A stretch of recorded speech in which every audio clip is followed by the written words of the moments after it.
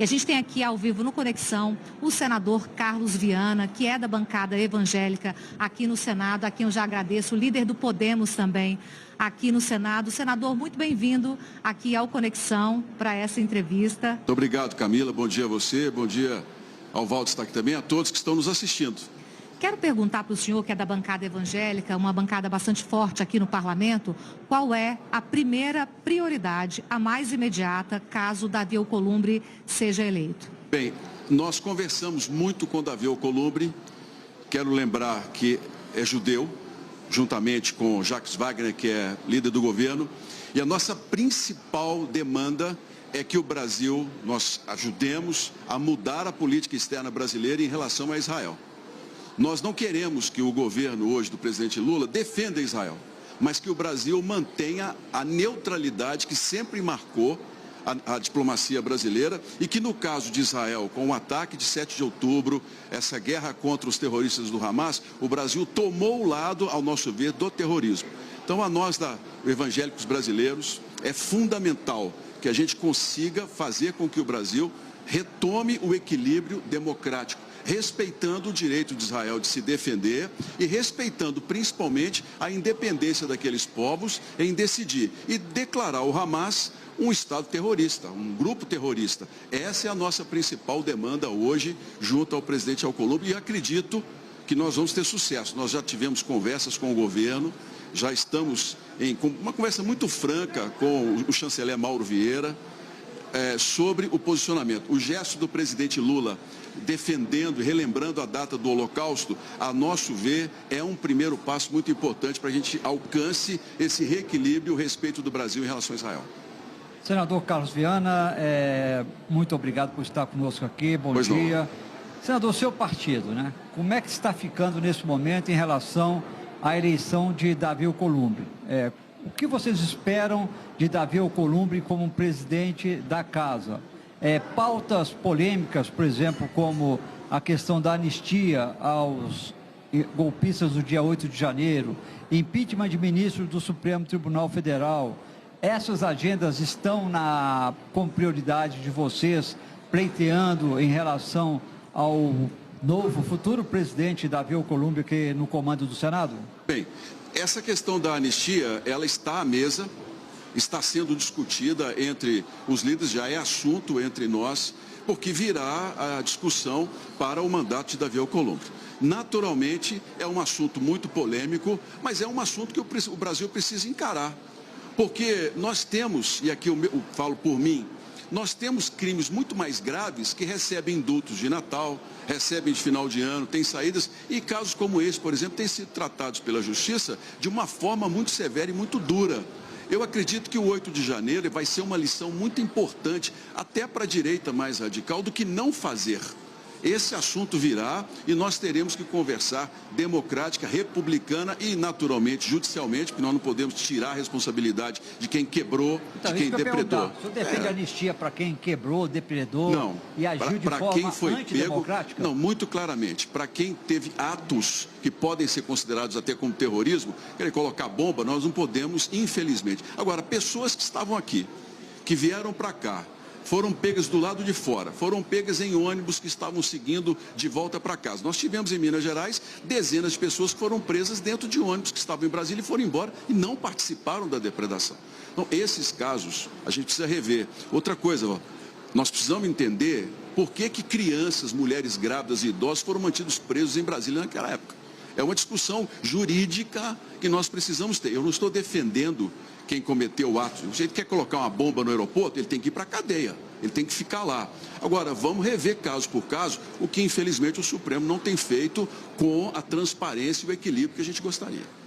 Senador, o senhor defende também algum tipo de reabilitação para que Bolsonaro volte a ser elegível? Como a bancada enxerga esse tipo de possibilidade aqui, inclusive com as barreiras jurídicas que enfrentará? Camila, se nós rediscutirmos essa questão do dia 8 e entendermos que ali quem são os responsáveis, porque quem incentivou aquelas pessoas a vir aqui para cá quebrar é que devia estar preso. Quem fez isso? quem estava por trás dessa organização que se diz uma tentativa de golpe. Eu fui vice-líder do governo anterior, nunca ouvi ou participei de qualquer iniciativa nesse sentido. Dentro do Palácio do Planalto, eu nunca ouvi. Se me chamarem como testemunha, eu vou ser claro sobre esse assunto. Mas existiu, o Supremo está dizendo que tem gente que tentou, que queria organizar golpe, então apresente as provas. Se essas pessoas fizeram isso, elas vão ter que ser responsabilizadas. Depois disso, nós vamos discutir. Que da mesma maneira que o presidente Lula, por exemplo, os processos foram extintos, a população votou nele novamente, se ficar provado que Bolsonaro não teve responsabilidade nesses atos do dia 8, não teve participação, e se isso ficar juridicamente provado, qual é o problema dele receber uma anistia e voltar a ser candidato? Eu creio que é uma questão democrática e da própria história. Tem que ir para a cadeia quem cometeu crime, quem atentou contra a democracia. Não é pegar os ônibus todos e todo mundo, colocar todo mundo lá atrás das grades. Eu entendo a posição do senhor, senador, mas vamos lembrar que o ex-presidente Jair Bolsonaro foi considerado inelegível por conta de todo o processo de ataque às urnas eletrônicas, tentativa de criar um fato para dizer que tinha fraude na eleição, todo aquele conjunto da obra, não é em relação aos atos golpistas. Exatamente, não é em relação ao 8 de janeiro. Pode ser julgado ou não. Então me permitam aqui dar sequência no seu raciocínio, porque você está certo. As críticas foram feitas, isso foi entendido, está aí, foi claramente. Agora, se nós temos uma parte da população que concorda com o ex-presidente de que as urnas precisam ser mais transparentes, por que nós não podemos dar voz a essa população? Por que nós não podemos mudar o sistema de urnas para um voto impresso, em que a pessoa perceba ali com clareza e isso vá para uma urna e depois possa ser auditável dentro de um papel? Por que não? Mas, senador, não há nenhum sinal, nenhum absoluto nada de indício de insegurança das urnas. Mas então não seria debater algo a partir de uma teoria de conspiração que já rendeu muitos votos? Eu não estou falando de uma teoria de conspiração, eu estou falando do anseio de milhões de brasileiros que têm dúvidas. Esses brasileiros têm que ser respeitados. E qual é o problema? A minha questão, o que eu defendo? Eu defendo que na urna eletrônica, que a gente vai continuar, porque elas são boas, elas são rápidas, agora que a gente tenha condição de auditar isso posteriormente com um papel impresso. Mas, senador, vamos pensar, o senhor foi eleito pela urna eletrônica. O senador Flávio Bolsonaro foi eleito pela urna eletrônica. O deputado Eduardo Bolsonaro foi eleito pela urna eletrônica. O ex-presidente Jair Bolsonaro foi eleito pela urna eletrônica.